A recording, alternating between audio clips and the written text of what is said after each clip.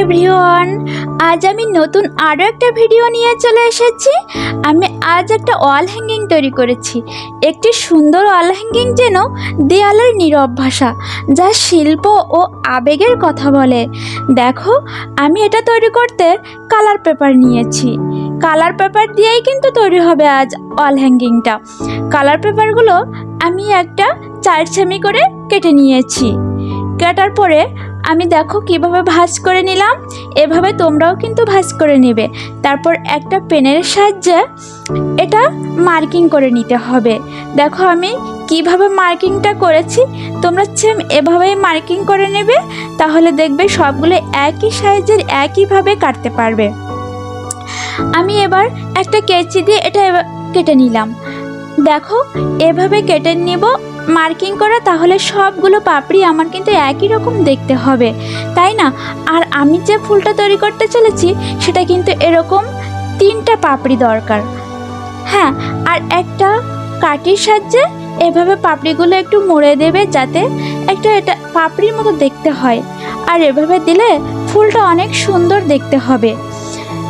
আমি একা করে সবগুলো পাপড়ি এভাবেই মুড়ে দেব। তো আমি 3টা পাপড়ি করে নিয়েছি। এবার এই পাপড়িগুলো আমি একটা আঠার সাহায্যে জুড়ে নেব। তোমরা চাইলে যে কোনো আঠা দিয়ে লাগাতে পারো।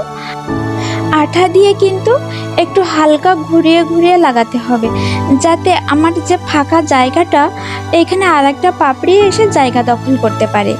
ঠিক আছে বন্ধুরা, একটু ঘুরিয়ে দিলে হয় কি, ফুলটা দেখতে অনেক মেলানো, অনেক সুন্দর হয়। আর এর উপরে কিন্তু আমি একটা ছোট্ট একটা সাদা রঙের পুঁতি দিয়ে দিয়েছি। তোমরা চাইলে লাল বাদে অন্য যে কোনো কালারের পুঁতি দিতে পারো, হলুদ পুঁতি দিতে পারো। তো আমি এতগুলো ফুল তৈরি করে নিয়েছি বন্ধুরা। এখন দেখো আমি কিভাবে এই ফ্রেমটা আমি তৈরি করি। আমি একটা সাদা কালারের পেপার নিয়েছি, নিয়ে এভাবে একটা পাইপের মতো আমি শেপ দিয়েছি। দিয়ে আমি 3টা পাইপ একসাথে আমি আঠা দিয়ে জুড়ে দিয়েছি।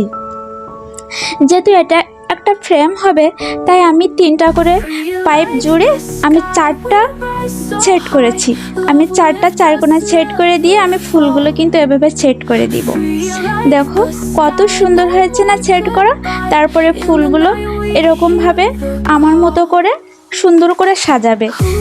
এত সুন্দর লাগে দেখতে, আর এত সহজ বন্ধুরা, কি বলবো।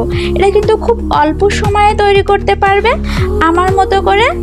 দেখো বন্ধুরা, একটা দেয়ালে যদি এত সুন্দর একটা ওয়াল হ্যাঙ্গিং ঝুলানো হয়, আসলে কি বলবো। আর এই দেয়ালে যখন ঝুলে থাকে এক টুকরো শিল্প, তখন সেজন্য কথা বলে, তাই না? আমার কিন্তু প্রায় রেডি হয়ে এসেছে। আমি গোল্ডেন কালারের কিছু পুঁতি দিয়ে আমি এটা ডিজাইন করে নিচ্ছি। তোমরা চাইলে কিন্তু অন্য কালারের পুঁতিও দিতে পারো, কিন্তু আমার কাছে গোল্ডেন কালারের পুঁতিটাই আছে। তো বন্ধুরা, আমার ওয়াল হ্যাঙ্গিং